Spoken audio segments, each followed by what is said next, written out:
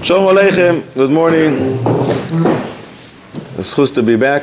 I want to dedicate this year for the Atzlacha of Ben Zion Ben Dosa, him and his family. Our soldiers fighting, Mitzvah Hashem, they should come back home, healthy, alive. No damage, physical or emotional. Those who are kidnapped should come back to their families. Those who are wounded should be healed speedily. Mitzvah Hashem, we should know no more tzar, only simcha and nachas to all. The pasuk, I'm not going according to the order today in Parshas Vayera. Maybe there's a reason. Maybe there isn't. We'll see later. וגם אני שמעתי את נעקס בני ישראל אשר מצרים מעבידים אויסם. הקדוש ברוך הוא says, I hear Klal Yisrael yelling, and therefore va'ezkor es brisi, I will remember my covenant with Klal Yisrael. There's a sefer called Koisi Revaya, and he has a beautiful explanation on what the Gemara says in Masechet Brachos. The Gemara darshans this pasuk in Masechet Brachos Dafei Amud Aleph. And the Gemara says, when one has Yisurim, he has afflictions, it's memarek kol gufo shel adam. It polishes, it cleans the entire body. So machloikes how it works, Rabbi Yochanan and Rish Lakish. And Rabbi Yochanan says, it's a kal v'chomer, from shen ve'ayin, a tooth and an eye of an Eved. Tooth and an eye is only one organ of one's body. And if the master takes out the tooth or an eye of his slave, the slave goes free. Says Rabbi Yochanan, kal v'chomer. If a tooth and an eye is only one organ and one goes free, his entire body goes free, how much more so Yisurim, that they affect the entire body, one goes free. In other words, it cleans the entire person, cleans him from his sins. That's Rabbi Yochanan. Rabbi Shimon ben Lakish says, no. It's nothing to do with the Kal V'chomer. It says the word bris by melach. You should always have salt when you're putting a korban on the mizbeach. And it also says the word bris, ele divrei habris, regarding Yisurim. After all the klalos in the Torah, it says the word bris. So just like the bris, which is said in the melach, which melach is mematek es habasar, when you put some salt in the stew, it makes the meat delicious. So too, Yisurim, if bris applies to both these words, to salt and to Yisurim, so too Yisurim clean and fix the entire body. Great. Who cares what the source is? Lemaise, the Yisurim, memarek kol gufo shel adam. Yisurim cleans the person and he fixes him up. Who cares what the source is? What's the difference to you if it's a kal v'chomer from a tooth and an eye, or it says bris by melach, it says bris by basar? What's the difference? Lemaise, it works. You know Yisurim work. They come to clean us from our sins. It awakens us to do tshuva. We know Yisurim work. So who cares what the source is? What happens if the master, in fact, took out the tooth or an eye of his slave, but he didn't do it himself? He sent a shaliach. Does the slave go free? Nope. What's that? I'm sorry? Shliach shel adam kemoiso, regarding doing mitzvahs. And yet, Rashi says in Kiddushim, when you do it by yourself, mitzvah bo yoiser mi beshlucho, you get more sachar. So it's true, shliach en shliach ledvar avera. It's important to know, shlicho shel adam kemoiso works. When you send somebody to do the mitzvah for you, it works. You're yoitze. The Kodesh Baruch Hu says, and why couldn't he do it by himself? So instead of giving him $1 million for the mitzvah, I'll give him only, don't know, work with the accounting department upstairs, maybe 750, maybe 800, I don't know how it works. But the lashon of Rashi is, you get schar tfei, you get more reward when you do it by yourself. But that's regarding mitzvahs. Lefum tzarag, the greater the effort, the greater the reward that you display, HaKadosh Baruch Hu rewards you accordingly. Great. But, the Gemara learns, if the master took out the tooth or the eye of the slave through somebody else, the slave does not go free. Which means, if we are going to use what Rabbi Yochanan taught us, if kal v'chomer, if from a tooth and an eye, one goes free, his entire body, how much more so if one gets Yisurim in the entire body? But that only works if one gets Yisurim and he looks up and says, I understand, it's all from you. But if someone steps on your foot, and you look at him, why'd you do that? Can't you be more careful? In other words, you blame him, and not look upstairs and say, Kodesh Baruch Hu, Chatasi avisi pashati. It's me. I understand. You had to send me this to fix me. If you blame the other person, it's as if HaKadosh Baruch Hu is sending you. He's the master, you're the slave. He's sending you the Yisurim through someone else. It's not going to do anything for you. Therefore, the Gemara had to resort to Rish Lakish's salt comparison to Yisurim. And therefore, if one puts salt in a stew, does it make a difference if you put it by yourself or you use a shaliach to do it? What's the difference? Salt works. Which means, even if you're going to get Yisurim and you're going to say to the person, why'd you do this to me? Doesn't make a difference. It's still, according to Rish Lakish, it's still going to work and it's still going to clean you from all your sins. And therefore, it's so meduyak. The pasuk says that we started with, "V'gam ani shamati et na'akas bnei Yisrael." I heard Klal Yisrael yelling. What are they yelling? Asher Mitzrayim ma'avidim oisam, that the Egyptians are enslaving them. If we would go with Rabbi Yochanan's shita, we have a problem.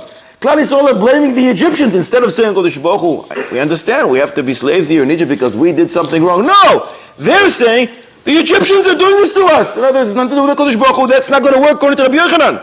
And therefore, Kodesh Baruch Hu says, Va'ezkor es brisi, I'll remember my covenant. What covenant? What Rish Lakish taught us. Bris by Melach, bris by Yisurim. And then it works even if we'll continue to blame and accuse the Egyptians. There's nothing to do with the Kodesh Baruch Hu. We can't go with the drasha of Rabbi Yochanan. We had to go with the drasha of Rish Lakish. And therefore Kodesh Baruch Hu says, Va'ezkor es brisi, I'll remember my covenant. Even if Chalila will not going to realize it's all coming from Ribono Shel Olam. So if someone does another Avera, he's not getting punished for that? En shaliach ledvar avera. No, but the person who sent the Shaliach to do an Avera, he doesn't get the punishment for what happened? The Gemara asks, when you send a person, do me a favor, can you go and steal from this guy? Divrei harav v'divrei hatalmid mi shoymin. HaKadosh Baruch Hu told you not to steal. So the master told you to steal, you have to listen to him or to HaKadosh Baruch Hu? The master is the Talmid of HaKadosh Baruch Hu. You're going to listen to the Rebbe or to the student?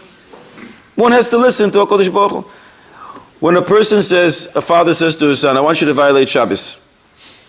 So he's not responsible because he's doing Kibud Av. HaKadosh Baruch Hu told him, don't listen to your father and don't violate Shabbos. He has to listen to the Rebbe, to HaKadosh Baruch Hu, or to his student, to the father. Both the Rebbe, both the father and him have to listen to Kodesh Baruch Hu. So whoever sent you to do the Avera also has to listen to Kodesh Baruch Hu. Why am I suddenly listening to him? I have an accounting with the Kodesh Baruch Hu. And therefore, the Meshaleach, the sender, Lichoira, is free of charge. Not exactly so, obviously.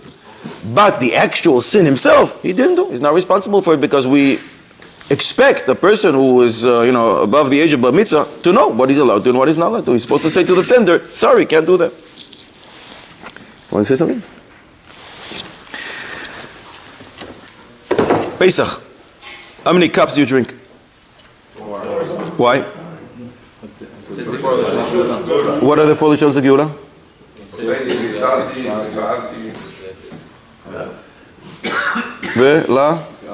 לקחתי. לכן אמור לבני ישראל, אני השם, והוצאתי אתכם, I took you out, מתחת סבלוס מצרים, והצלתי אתכם מעבודתם, I saved you from being slaves there, וגאלתי אתכם בזרוע נטויה, ובשבטים גדולים, I took you, I redeemed you. Remarkable Chsam Sofer. Mamish unbelievable. There are no 4 Lishonos of Geula. How many other? It's 5. 5. There's 6. Says that some Sofer there's 6, and they are Ve'otzeti, Ve'itzalti, we all agree. Ve'ga'alti, Ve'lakachti, you guys said that's 4. But what about Ve'heveti? I brought you to the land. And what about Ve'natati, and I will give you the land? That's 6. Ve'otzeti, each one stands alone. Ve'otzeti, from the difficulty of being slaves in Mitzrayim. Ve'itzalti, bichlal, to be subjected to them. You can be subjected, but they're nice to you. I took you out, you're not even slaves at all. Vega'alti, that's to see the revenge that you saw by the Egyptians. Velakachti, that's Matan Torah, the selected day, Matan Torah in Har Sinai. Veheveti, Eretz Yisrael. Venatati, that we should be in Eretz Yisrael and we will never be slaves there again, like we were in Eretz Yisrael in the time of the second Beis HaMikdash. Says the Chsam Sofer. For the first 4, Chazal instituted the 4 cups of wine that we drink every Pesach. Because the first 4 were fulfilled. the second or the last two were not fulfilled yet. To come to Eretz Yisrael and to always be here without any of the yoke of any of the nations, it wasn't fulfilled yet. And he therefore says maybe that's why in Parshas Bechukoisai the word Yaakov is spelled Male with a Vav. Rashi over there says that many times you see Eliyahu spelled Chaser. He's missing a Vav. Eliyah. What's the pasuk in the Navi? Eliyah HaNavi. Where's Eliyahu?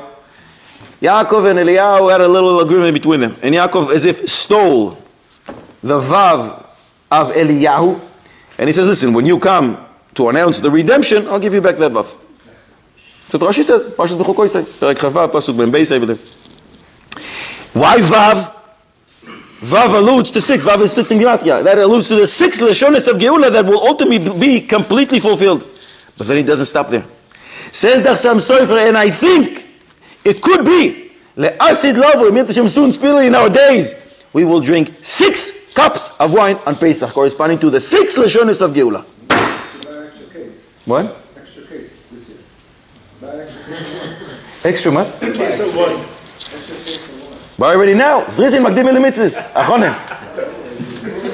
And if it doesn't work out, call the Chassam Sofer, this is what happens. 6 Lashonis of Geula, 6 cups.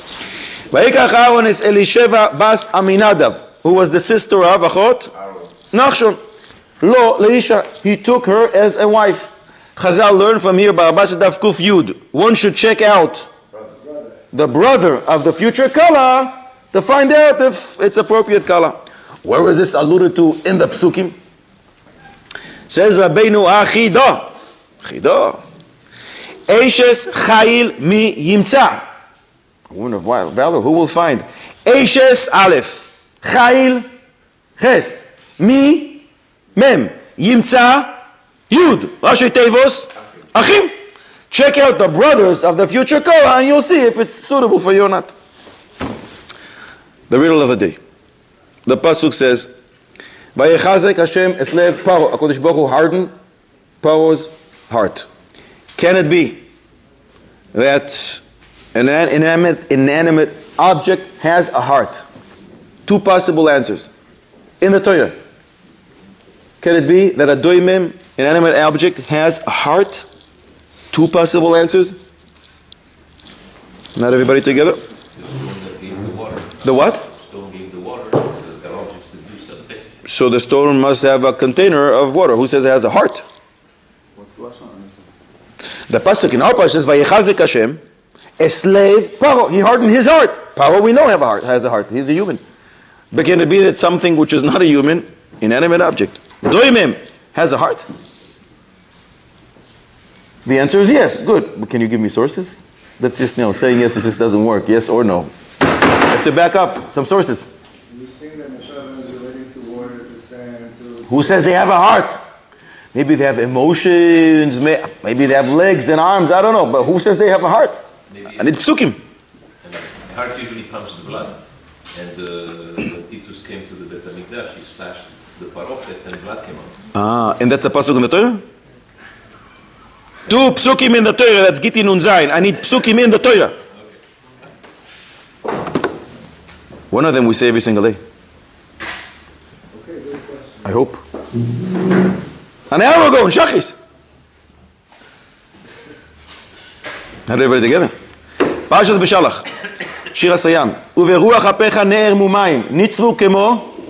Ne'ed nozlim. Kafu. Where? Where? In the lip of the Yam? The deeps froze in the heart of the sea. Apparently the sea has a heart. Good. First answer. Second answer. In Chumash Dvarim. Parshas Vayischanan. Ve'ahar bo'er ba'esh. Ad lev hashamayim.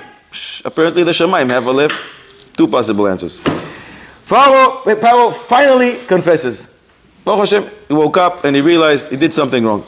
Vayishlach Paro vayikra leMoshe uleAaron, and he said to them, Vayomer aleihem, Chatasi apam. Made a mistake. Hashem hatzadik. Hashem is the righteous one. Ve'ani ve'ami harishayim. Look how Rasha confesses. Finally he confesses. Look what he says. Chatasi. Only apam. Only once. I only made a mistake once. Chatasi, only apam. And when it says, Hashem HaTzadik, Ve'ani ve'ami ha'reshaim, the Medrash says that's not what he said. The Medrash says that Paro said, listen, Chatati apam, I only made once I made a mistake. Hashem HaTzadik ve'ani, HaKadosh Baruch Hu is Tzadik and I'm a Tzadik as well. Ve'ami ha'reshaim, my nations are Reshaim, nothing to do with me. Finally, when a Rasha confesses, look how he confesses. Oy ve'izmir, that's not how one should confess. Question. Ashkenazim say, Good Shabbos. Sephardim say, Shabbat Shalom. Why is that? Why can't the Sephardim say, Shabbat Tova? Or why can't the Ashkenazim say, have a peaceful Shabbos? Shabbos of peace, I don't know. Why Good Shabbos as opposed to Shabbat Shalom? Who has it right? Or who has it wrong? Or maybe they're both right, or maybe they're both wrong. But what is there a difference? Good Shabbos or Shabbat Shalom? We have to argue about something, right? Because we never argue. We finally found something to argue about. But it's not an argument. We wish each other, we bless each other with something good. Nobody, I never heard something, Shabbos? No! Should have Shabbat Shalom. I do know a Gabbai in a certain shul, he always finishes his announcement by saying, Good Shabbos and Shabbat Shalom. I guess he wants to be Yoitz and cover all shittas.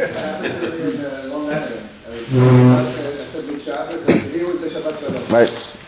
Okay, so we found something to argue about, Baruch Hashem, because, otherwise we don't find anything. Why is there a difference? Could be that the source comes from Parashas HaShavua. What's the connection? Makav Barad, hail.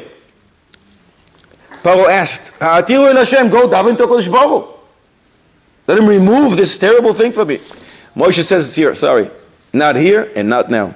Vayomer elav Moshe, Ketzeiti et ha'ir efros skapai el Hashem. When I leave town, that's when I'll be able to do it. Why not now? Paro is asking you to do now. Why not now? Avoid the Zohar.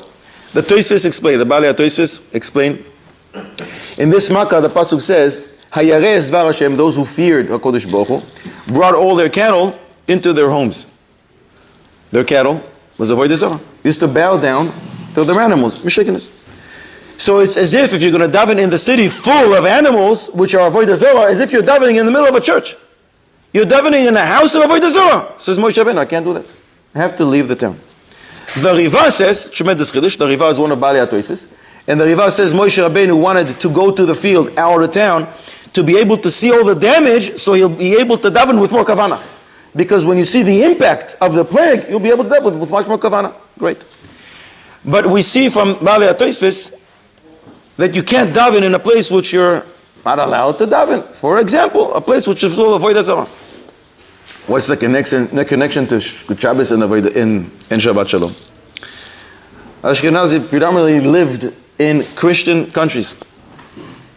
Do Christians have a problem with pigs? No, they eat them all the time. There's no problem. There are always pigs around. But the Gemara says in Bochos Daf Chafei Amud Aleph, Pi chazir ketzoya overes. The mouth of a chazir is like excrement, or feces.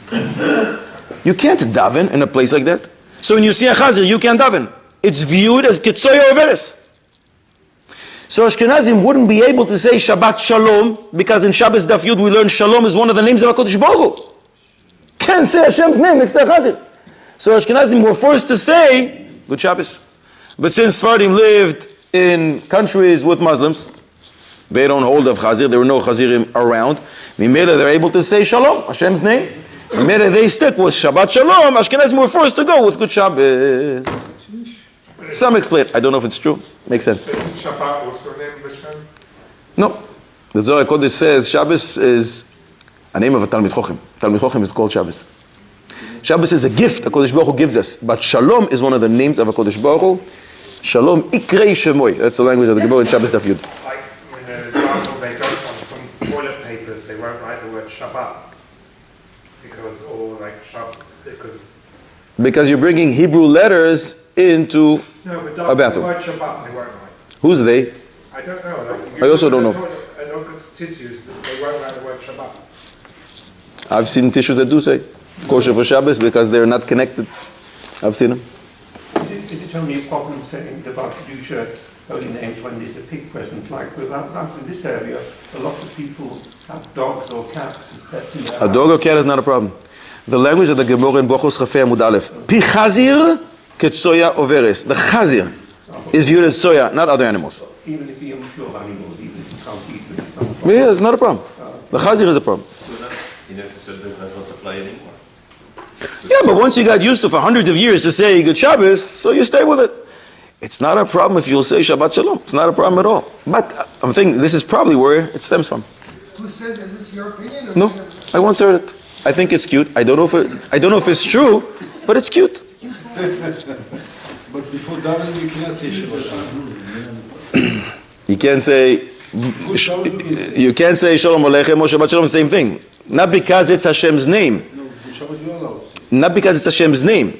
You have a different problem. You can't greet your friend before you start the daven. You have to say good Shabbos before it's finished. The Gemara says Tzafra Tava. You say Boker Tov. You say good morning. You give him a kiss. You say hello. You wave. On Shabbos, good Shabbos is better. You quickly say some brachos and then you're good to go and you can say whatever you want. On the way to shul. It's also greeting before you pray. This type of greeting you can.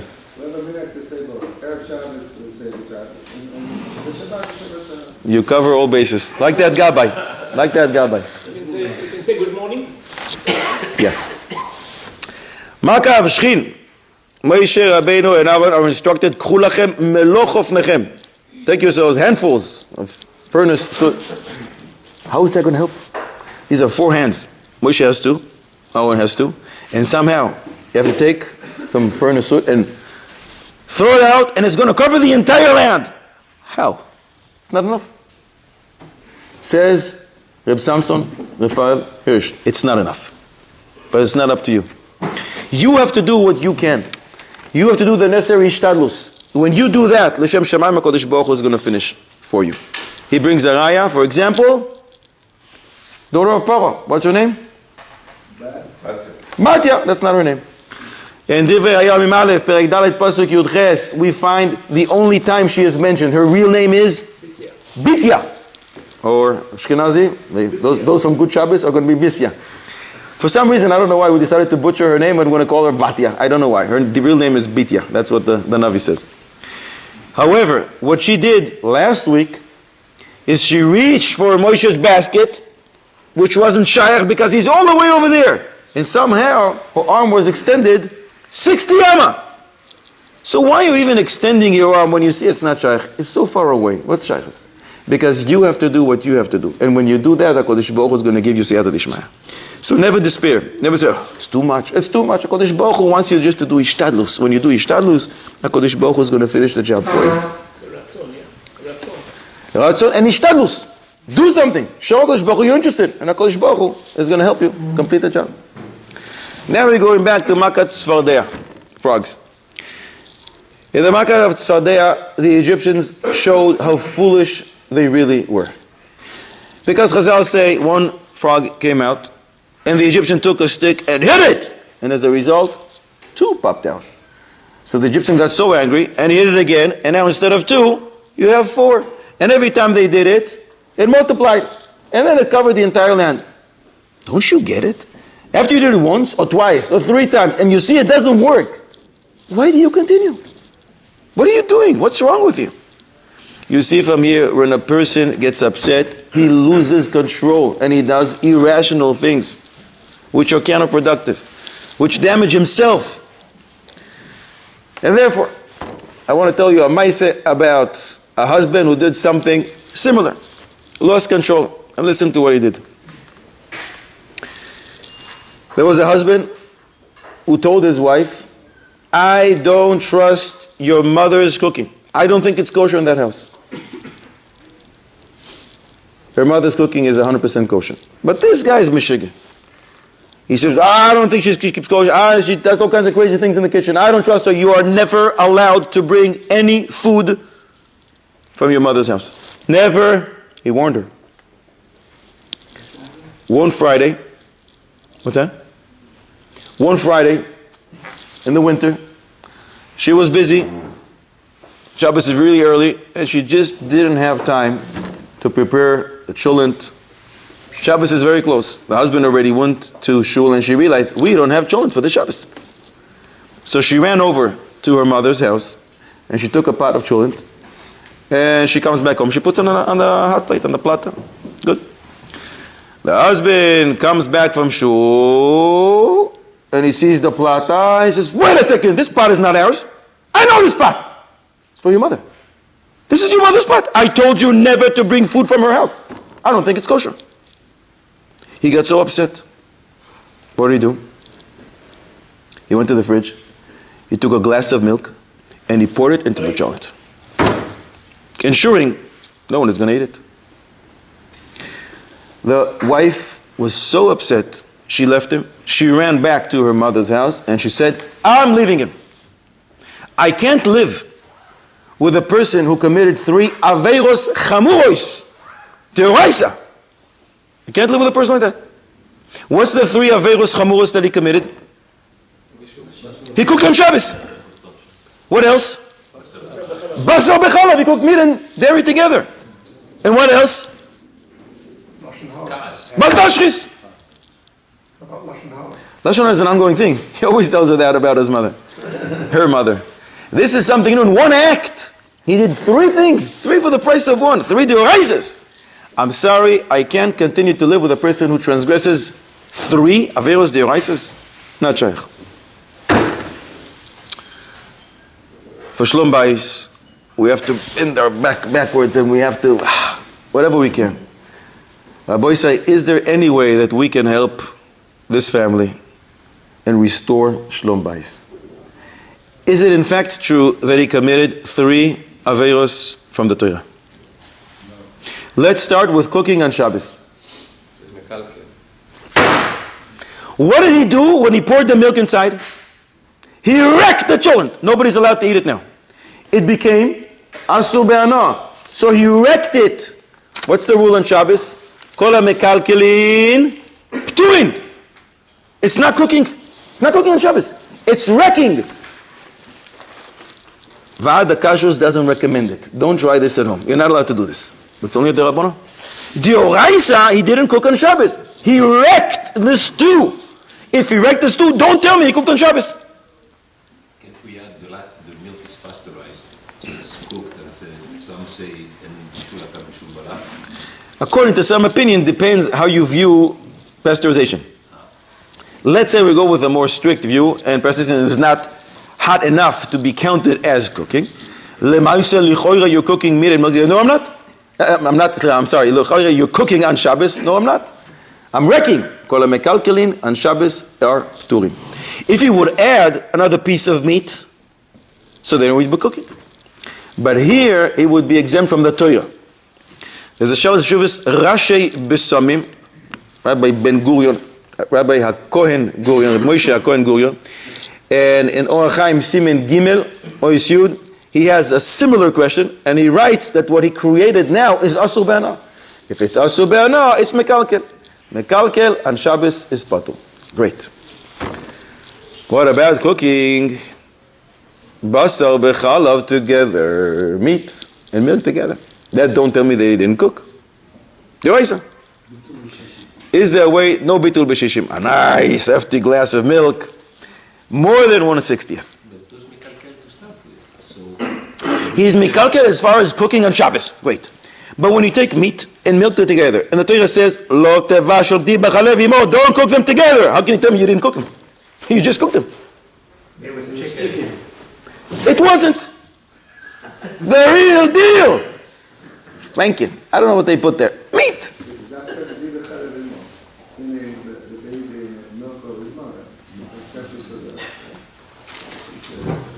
You're going to be mechadish a tremendous chiddush here. Be careful. People may listen. We're not going to repeat. I'm afraid. You want to tell me when you pour milk into a cholent, which is boiling and cooking together, that's not considered basar b'chalav deoraisa? Yes. So how are we going to help this couple? Is there a way to help them? Deoraisa. No shalom bayis. Finish. Divorce. That's how you want to end it. Maybe he needs to go to the doctor. he needs to go to a doctor for sure. But what's going to help? Right now, she says, I can't live with a person who did 3 averos chamuros fam da Torah. Is there a way to reduce what he did and say, well, it's not really cooking meat and milk together? Is there a way to do that? What's that? Temporary insanity. Temporary insanity it means that he needs to go to that doctor that he's sending him to. But Lemaisa, the act was such that he cooked meat and milk together. Unless you're going to somehow tell me he didn't. Is there such a thing as temporary insanity in Jewish religion? Oh yes, of course. A person is not normal. No, but temporarily. Shoit is exempt from all the mitzvahs. No, but temporarily. Sure. The Gemara uses the language, itim chalim, itim bari. Sometimes he's not here, sometimes he is. When he's not here, he's exempt from mitzvahs. Some elderly people have this at some points in their life, and they lose it, and then they come back. They lose it, and they come back. And when they lose it, they're exempt from all mitzvahs. And when they come back, they're chayiv in all the mitzvahs, of course. I wonder if the machshava, I mean, he didn't have an intention to cook. He wanted just to spoil the thing, and the thing was cooking on the That's regarding melachos of Shabbos. We already removed the melacha of Shabbos and we said it was mekalkel. You're right. Melachos machshavos asatorah, he didn't want to. Great. But I'm asking a new question. The issue of cooking meat and milk together, which has nothing to do with melachos machshavos, it applies on a Tuesday as well. When you take meat and milk together and you put them in a pot and they're cooking, you're cooking. Who needs melachos machshavos? It's not Shabbos. He didn't put it on the fire. He didn't turn on the cooker. But lemaisa, right now it's being cooked together. I don't need the melachos machshavos because I'm not looking at a Shabbos per se. I'm looking at the fact that meat and milk are being cooked in the same pot together. It's not being cooked though. Of course you had sodated bo. Big time. Otherwise I don't suggest you eat this joint. Is meat and milk, is this from meat and milk applied to non-kosher meat? No. But this is kosher. Everything is kosher. You thought it wasn't. But lemaisa it's kosher. But is the pot actually cooking? It's being Sure, done. sure. Would you want to eat cholent, which was in a not yet sodated bo pot for 24 hours? I would suggest strongly stay away. I don't know what your stomach is going to react to it. Stay away. It was cooked already. He's eating it up. It's still But right now, when you're pouring milk into the meat and they're continuously being cooking together, you are cooking meat and milk together. How can you tell me you're not? It was almond. I'm sorry? Almond. Then you don't have a shaila. You're running away from the shaila, and I want to bring you back to the shaila. This person is so in halacha that his mother's house is not kosher. There. On top of that, she did something against his will. Bichlal Avshar was ready to kill her. So this is like, this is Did he cook meat and milk together or not? mentally is crazy. Could be. But did he cook meat and milk together or not? Yes. No. He become a kamabati somehow? It was sugar. You take a whole glass of milk and you pour it. There is no kama. Bati, the first drop comes in and is nullifying. The second drop comes in. No. The entire thing goes in. It's more than 1/60th. There is no nullifying in the majority. This, for example, if someone is walking with the milk by mistake, he trips and the milk falls in the cholent. Is he doing that there or not? He is cooking meat and milk together. And this was not shogeg. He took a glass of milk from the fridge and ensured that no one will eat this. Why can't this be called cooking meat and milk together? Deraisa. I forget the pasuk, but kol hakoles, he's not. Not a pasuk. It's a Shabbos daf kufay. One who gets angry, it's as if keilu ayved avodah zarah. He doesn't lose his. By the way, in Sefer Hasidim, Simen Tav Tav Shin Chaf Vav, I believe, it says one who gets angry can forget his Torah. So it's not good to get angry even just for that. Don't want to forget my Torah. So he forgot his Torah basically. Can you say that? So he forgot. But Lemaisa, wasn't he cooking meat and milk together? I'm asking if the Avera D'Oraisa was done. You're giving him a leeway, a way out to say, listen, he was shogeg, he forgot. But didn't he cook meat and milk together? The meat was cooked, sorry. Yeah. The process of cooking is taking meat and cooking it in a liquid. Right? So the meat was already cooked, he added the liquid afterwards. So the meat is not actually being cooked. It's a mixture here, but the meat is not cooked in milk. So you're advocating cheeseburgers?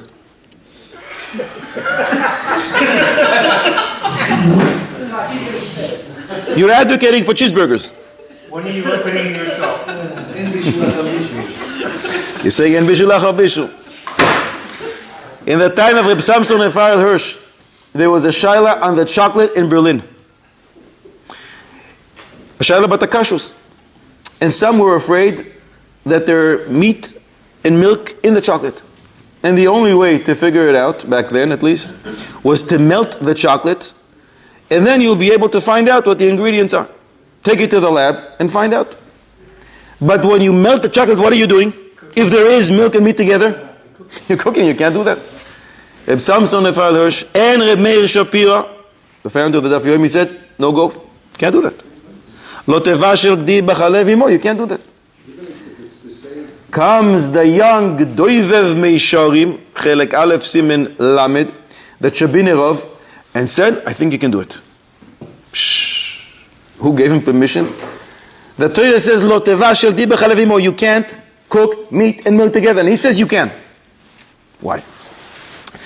The Kesef Mishneh in Hilchos Tumas Mes, Perek Aleph, Halacha Beis, says, the reason the Torah said don't cook meat and milk together is because the Torah doesn't want you to come and ultimately eat it. So here, when I'm cooking it, in order to refrain from eating, if I'm going to find out there are ingredients here that I'm not allowed to eat, I'm going to say stay away. I'm cooking it not chas v'shalom to come to eat it, exactly the opposite. So when the Torah says don't cook in order to eat, and I'm cooking to do the reverse in order to make sure that I don't eat, if it's something that I'm not allowed to, so lechora, you'll be able to cook it. A tremendous, tremendous chiddush. Where is he getting it from? There's a Gemara in Psochim Daf Yud Aleph. If you forgot to do b'dikas chametz before Pesach, middle of Chol HaMoed, you remember, I never did b'dikas chametz. Can you do b'dikas chametz now? Yes. You should. Why are you not afraid you're going to come to eat the chametz? You're going to play around with chametz, you're going to find chametz, and the entire year you don't separate from it, it's not an isu. So why aren't you afraid that you're going to come to eat the chametz? So the Gemara says, if I'm going now to do b'dikas chametz in order to find the chametz and to burn it, why do I have to worry that I'm going to come to eat it? In other words, if the whole purpose of the checking is to eliminate the chametz, isn't it similar? If the whole purpose of the cooking is in order to find out if it's kosher or not kosher, and if it's not kosher, I'm going to say to the people, stay away. The lab came back with the results, this is not kosher. Lichoya says the Doivev Meisharim, you'll be able to cook the meat and milk together if there is any in the chocolate in order to find out that you're not allowed to eat it. What's the proof that it's burning and stopped after eating? A little louder. Huh? A little louder. So what's the proof that it's burning that it's dafka that you're cooking for eating? Where is it bringing that? Because it's any type of... Kesef Mishneh decided in Hilchos Tumas Mes that is the reason. Kesef Mishneh. The Doivev Meisharim is using the Kesef Mishneh. It's a tremendous chiddush. But there's a greater chiddush. The chiddush here is that you know what we did? We're darshanin Tama Deka. We're saying, oh, wait a second. I understand the reason for the mitzvah, so it doesn't apply. Who says you can do this? It's a machlokes, conceptual machlokes throughout Shas between Reb Yehuda and Reb Shimon. Reb Yehuda says, the Torah says something, that's it. You can't tell me the reason, and if the reason you don't like the reason, so you change the mitzvah. Reb Shimon says no. And Reb Shimon sometimes darshans Taima Deka, and he says, oh, I understand the reason for this mitzvah. And if the reason doesn't apply, the mitzvah doesn't apply. For example, Shita Mekubetzes in Daf Tzadi in Bab Metzia, Tzadi Amud Aleph. The Gemara says, the Torah says, Lo tachasom shor bedisho. Don't muzzle your animal. The shor is working in the field, don't muzzle it. Why? It wants to eat. It's working. It's plowing, whatever it does, and it wants to eat. It causes tremendous tzar to the behemoth to be able to see the food and not to eat it. Don't do it. Says the Gemara, what happens if the shor has diarrhea? And it's dangerous for it. It's not healthy for it to continue eating. Are you allowed to muzzle it? Yeah. Excuse me? Why are you allowed to? The Torah says, Lo tachasom shor bedisho. Don't. Period. Finished. And you're saying, yeah, look, the Torah says don't do it because it's terrible for the animal. Here, it will be worse for the animal not to muzzle it. And therefore you're allowed to. Who gave you permission? What you're doing, in essence, is darshan Tama Deka. Who gave you permission to do this? The Shita Mekubetzes brings the Ramban. In the Ramban, and there's another proof, Bab Metzia Kuf Tesvav. The Torah says in Parashat Kiseitze, if an almana, a widow comes to you and borrows money, can you take from her garment to guarantee the loan? Can you take it from her? Back at line. Give it back at line.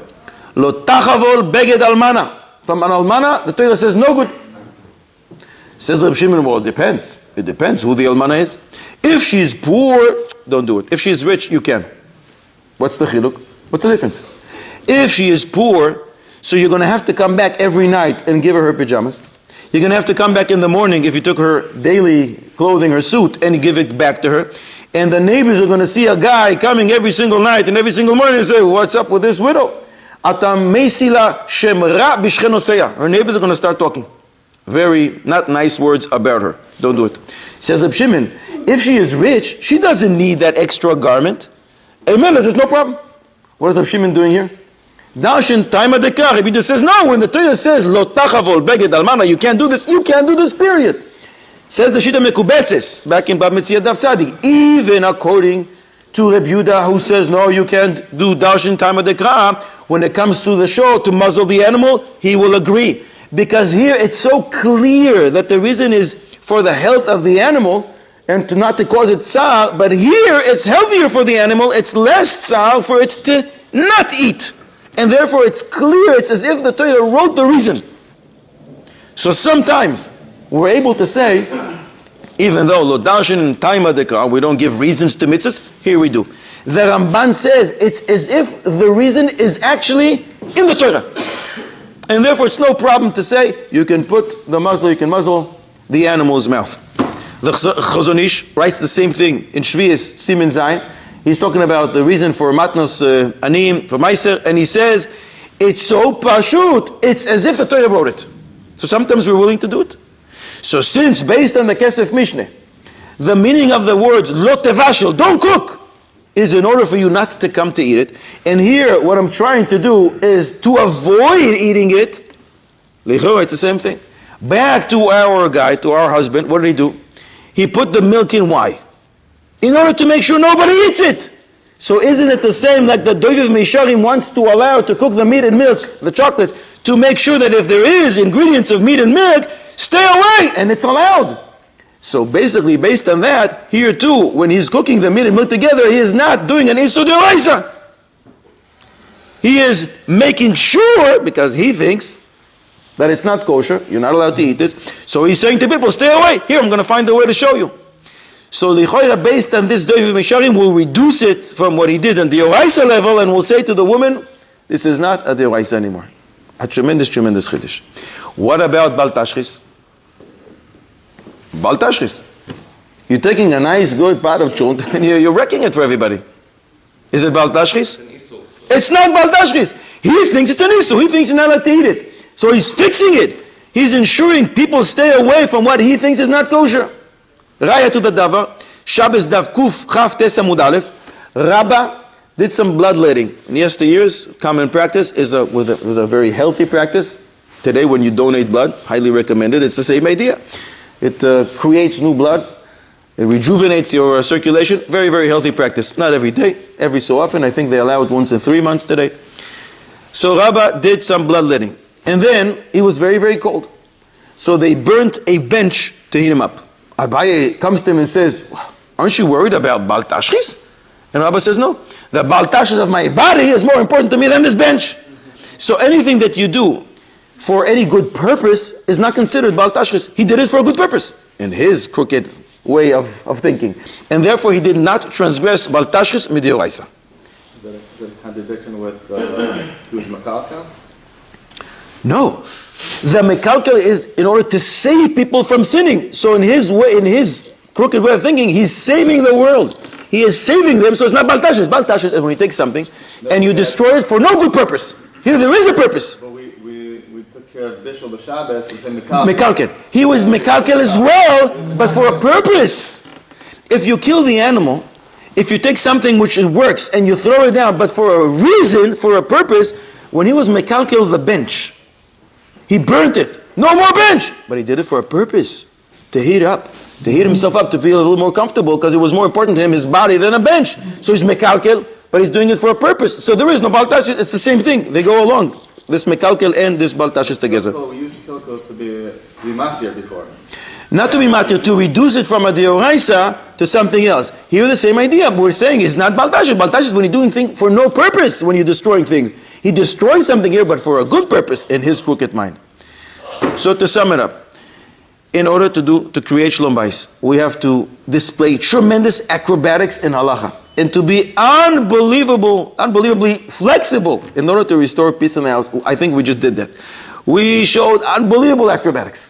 We bent the halacha and twisted it all kinds of ways just to make sure the wife is going to come back. She was appeased. She was willing to go back because we proved to her this is not necessarily 3 averos deoraisa, but the root for what he did comes from anger. And the root for anger is gaiva. And this husband has to do tshuva, big time, and learn a lot of Mesilas Yesharim and Orchos Tzadikim and Pele Yoetz, all the good svarim that talk about gaiva and about anger. How important it is to remember when one gets angry, not to respond, not to retaliate. The Gemara says in Yom Chav Gimel Amud Aleph Gitin Daf Lamed Vav, הנעלבין ואינן אוילבין. שומעים חרפסן ואינן משיבין. People who hear their shame and they don't respond. Somebody embarrasses them and they don't answer back. They are called ואוי הוו קצס השמש בגבורה. So they are lovers of HaKadosh Baruch Hu loves them. How important it is. There's an unbelievable Imay Emes on this. The Imay Emes says, wait a second. Look what it says here. Those who hear their embarrassment and they don't answer. They are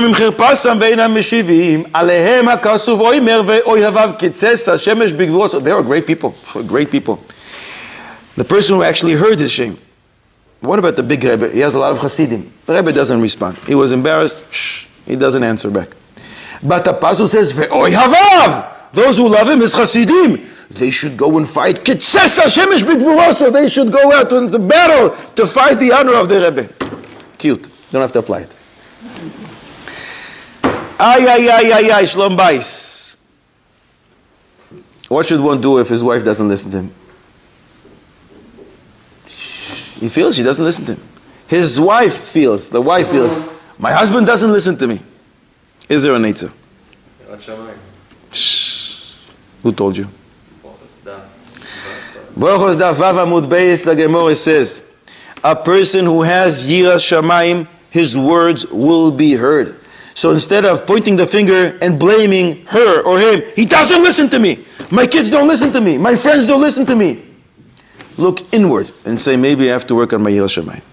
Because Kol Adam, that's the language of the Gemara. Kol Adam sheyesh bo Yiras Shamayim. Anyone who has Yiras Shamayim, his words will be heard. So the more you work on yourself and your Yiras Shamayim, more your words will be heard. As opposed to that, the Gemara in Baba Basra, Tzadiches Amud Aleph, Soita Mem Zayin says, a person who is arrogant, even his household members will not listen to him. So they go hand in hand together. If you feel no one's listening to me, so you got to work on your own midas. Don't try to fix others, fix yourself. Stay away from arrogance. Work more on Yiras Shamayim, and suddenly you will see people will start listening to you. Can't we bring a question on that from the Gemara? That was a famous story with Mara.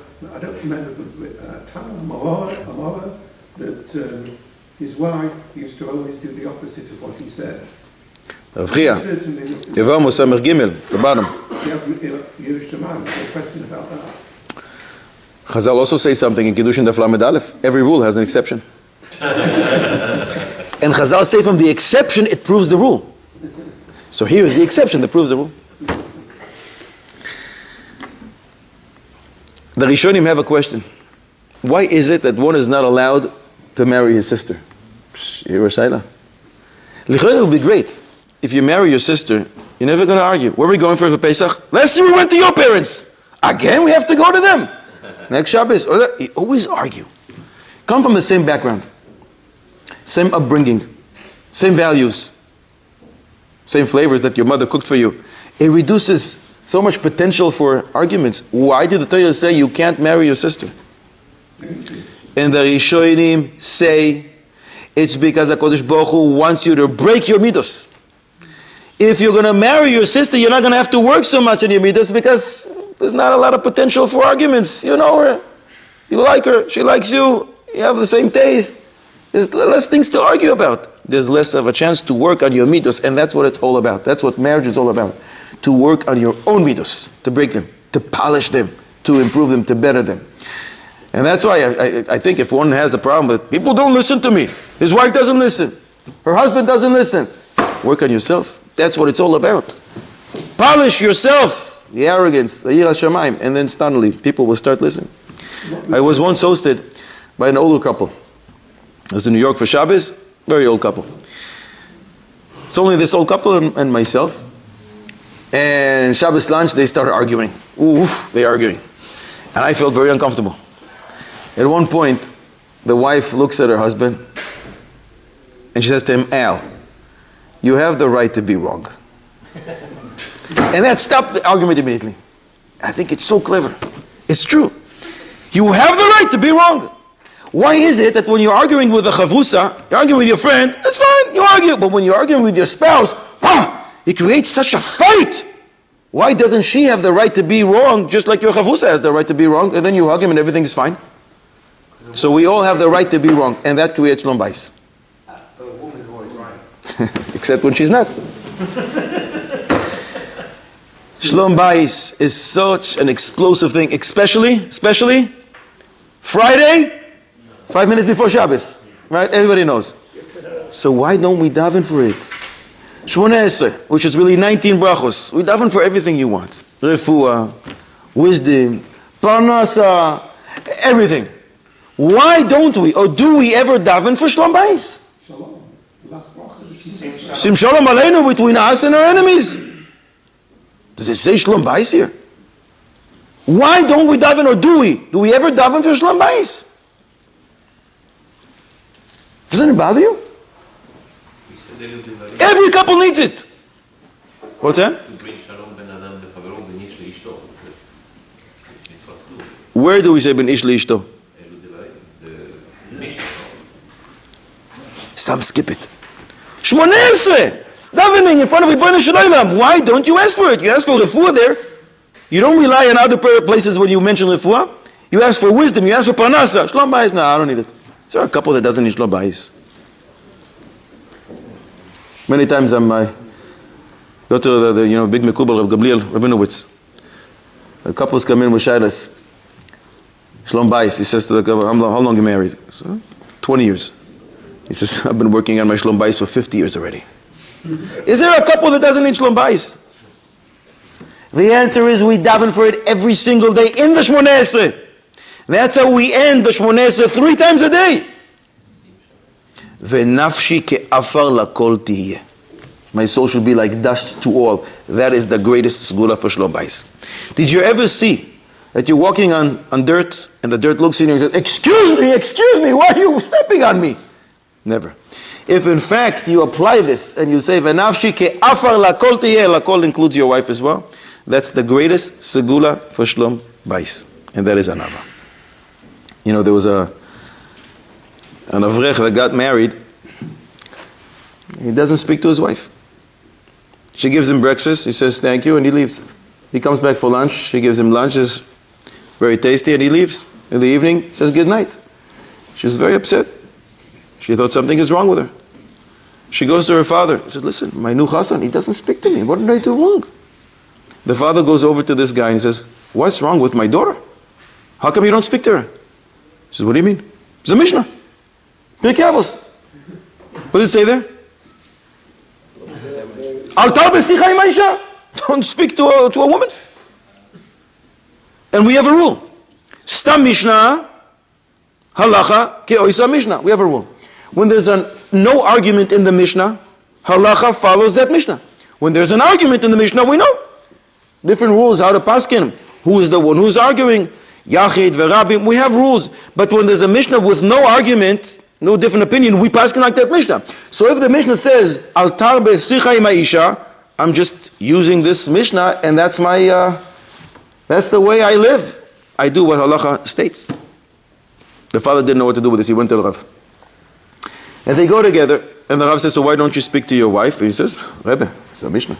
Chazal say, Stam Mishnah, halacha ki oisa Mishnah. And the Mishnah says, I shouldn't speak to her too much. So the Rav says to him, yeah, but you forgot another rule. Yevamos Membeis. The Gemara says, Stam Mishnah, you're right, halacha ki oisa Mishnah. But Mishnah ve'achar kach machloikes, en oisa, en halacha ki oisa Mishnah. When there's a machloikes, we don't pass like that Mishnah. Here, your Stam Mishnah is causing a machloikes. Mimenu, we don't pass like the Stam Mishnah. Start speaking to your wife. Abu Isa, let's finish with a shaila about Inyana de Yoima. There's a soldier that comes back from battle, 2 months in Aza. Oh Hashem, he was Mekayim the mitzvah of Macho Timche Zecher Amalek. He did it behidu. Midoraisa midirabanon. Oh Hashem, gewaldik.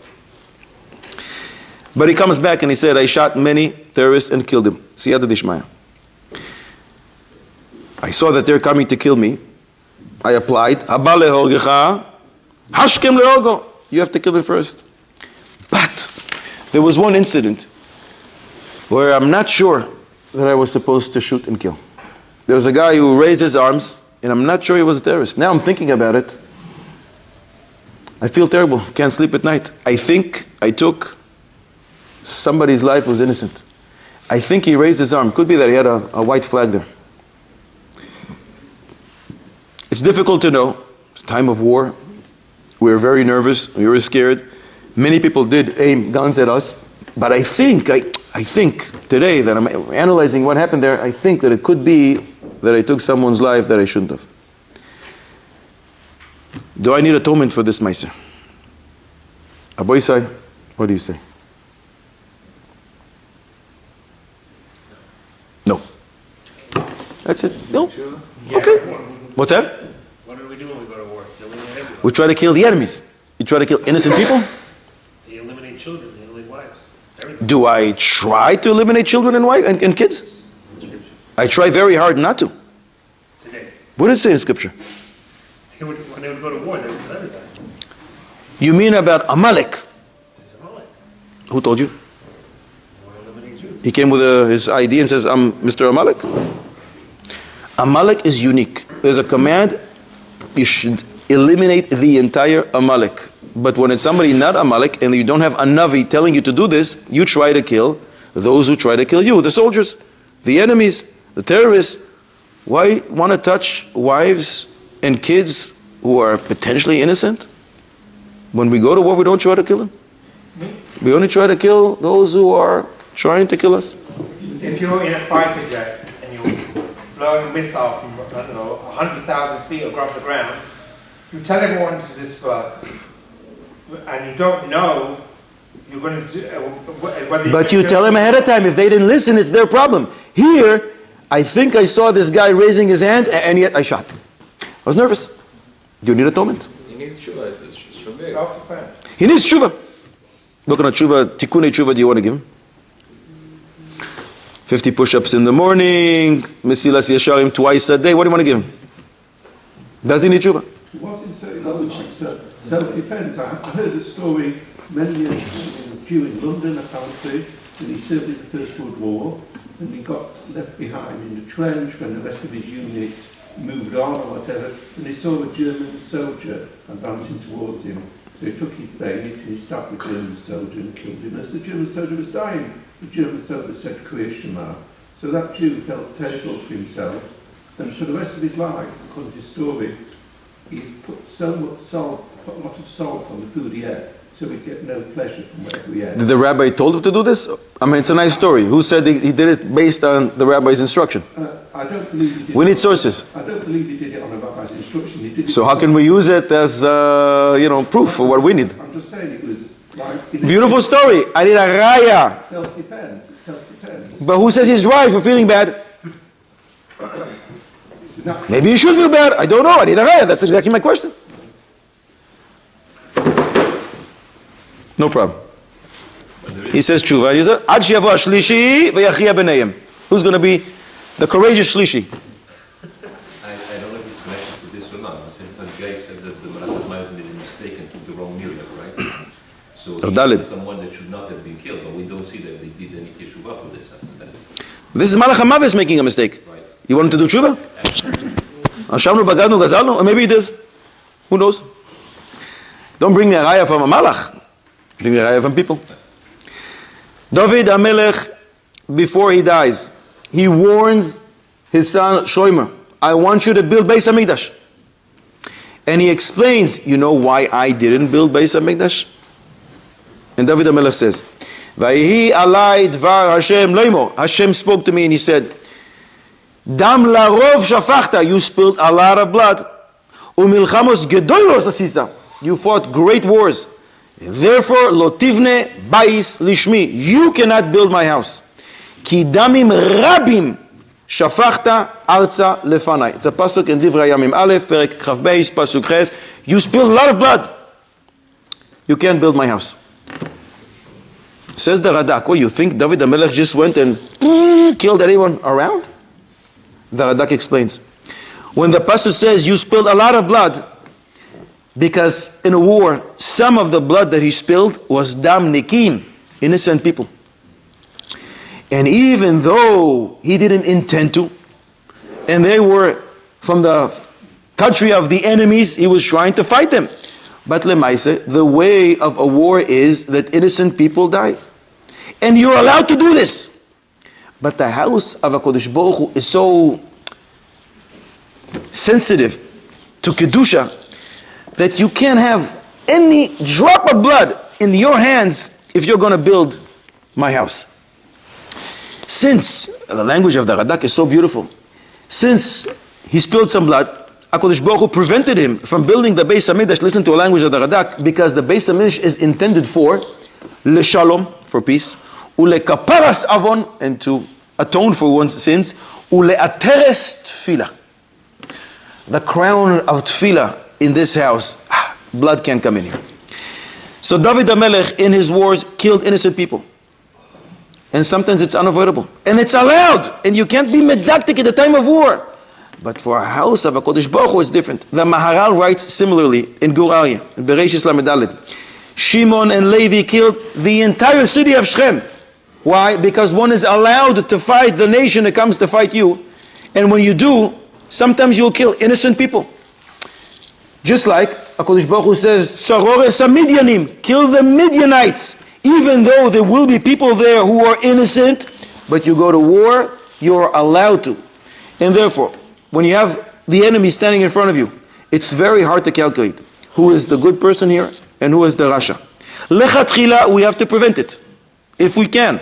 The language of the Sifri is, Ki tikrav el ir lehilachem aleya, pasuk in Shoftim. If you come to war, the language of the Sifri is, go to fight. Velo lehar'iva, velo lehatzmi'a, velo lehamita, mitas tachaluim. Can't try to starve the people. You can't try to cause them to be extremely thirsty if they're going to die. Don't cause them to die. Go to fight. Fight against the enemies. That's lechatchila. But in the middle of the war, you see from these sources, sometimes there will be people who are innocent who will die. So he does not need any tshuva. He doesn't need any atonement. But it could be that when Beis HaMikdash, we have to build Beis HaMikdash, they will tell him, you can't come. But anyways, it's not a problem. Because Rashi in Sukkah Mem Aleph, Rosh Hashanah Daf Lamed, Toises in Shavuos Daf Tes Vav Amud Beis say, the third Beis HaMikdash is going to come down from Shemaim. You're not going to have to build it. The third Beis HaMikdash will come down already. HaKadosh Baruch Hu is going to bring it down. Pasuk says, we say it in Nachem, in Tisha B'Av, Ata Hashem be'esh hitzata uve'esh ata asid livnoisa. You put the house on fire and you, HaKadosh Baruch Hu, will bring it down with a wall of fire surrounding it. Gemor in Baba Kama Daf Samech Mele. We have no problem with this guy. Yimitza Hashem. He should be able to fall asleep at night after we tell him that he doesn't need atonement, doesn't need tshuva, he did the right thing. One obviously should try to avoid it if possible, but it's very hard to be medactic in that in war. Acheinu kol beis Yisrael hanesunim batzara ubashiv העומדים בין בים ובין ביבשה ובין מתחת ליבשה, in the tunnels. המקום ירחם עליהם ויוצאים מצרה לרווחה מאפלה לאור משובוד לגולה השתה בעגל ובזמן קורי ונוי מר אמן.